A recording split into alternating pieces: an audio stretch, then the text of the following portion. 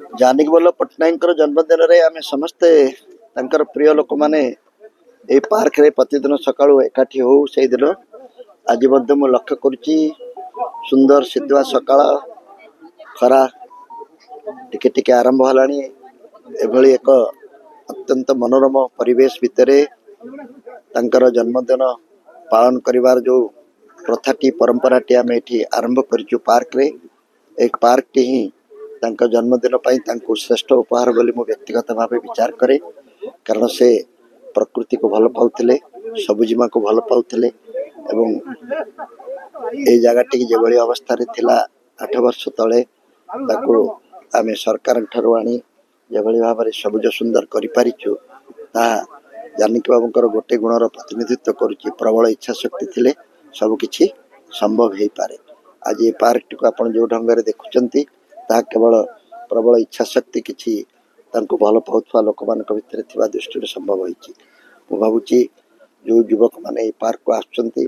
याकू देखि ताको पसंद करचंती ताले या पछरे थिबा समानकर अवदान को मध्य समाने स्मरण करिवे। आम युव बंधु माने जानिक बालम को देखि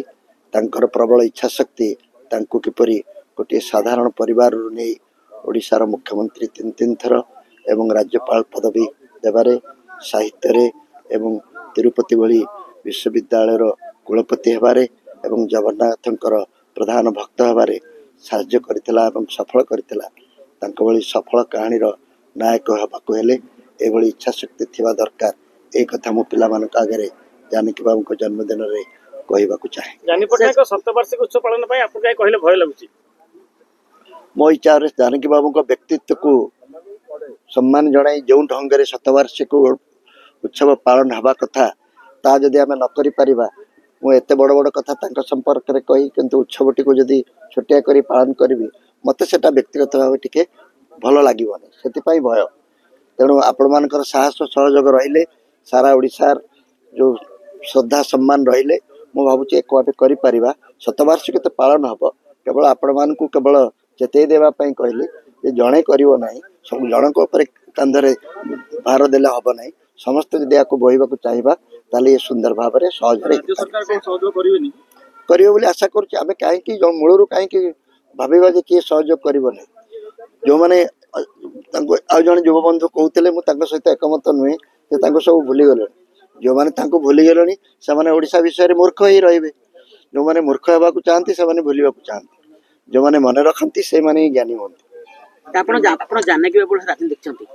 पूर्व देखि पूर्व सरकार स्थिर सरकार बीजेडी सरकार आ वर्तमान राजनीति आपण राजनीति केमि देखछंती स्थिर सरकार को नहीं अनेक चिंता करा जाउतला 50 वर्ष तले ओडिसा रो विकास हेउ नहीं तार एकमात्र कारण थला राजनैतिक अस्थिरता राजनैतिक स्थिरता न होले किछि हबना जानकी बाबू प्रथमे राजनैतिक स्थिरता आनले बोली कहा गला 10-15 वर्ष धरि निरवच्छिन्न भाव में से रहिले बिजू बाबू तळी आस्थिले से स्थिर सरकार देथिले जानकी बाबू 1980 मसीह आसला परे दुई थर तापरे बिजू बाबू थरे तापरे पुणी जानकी बाबू तापरे नवीन बाबू 5 थर तेणु राजनैतिक अस्थिरता ओडिशा रे प्रसंग ही रही नहीं तेणु राजनैतिक अस्थिरता विकास हो नहीं बोली कहले लोक मैंने हसिक उड़े देवे याठू बेसी स्थिरता सारा भारत में कहार नहीं तेणु मु भावुची राजनैतिक स्थिरता प्रसंग नुहे राजनैतिक स्थिरता हेबा पर बहुत असुविधा होती 24 वर्ष धरी स्थिर सरकार तो रहा अनेक गुड़े कम कहीं पारानी एक कथा भी आमको चिंता करने पड़ो तेणु ए संपर्क में बर्तमान आज जन्मदिन में जड़े पूर्वतन मुख्यमंत्री आम ए विषय आलोचना न कले भल आगु को कौन हम से विषय आलोचना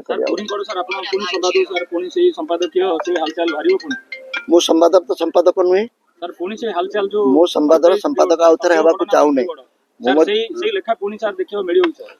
से लेखा बर्तमान कथा तो शुणा मिलूँ कथाटा लेखा हवा केते बाट देखियो।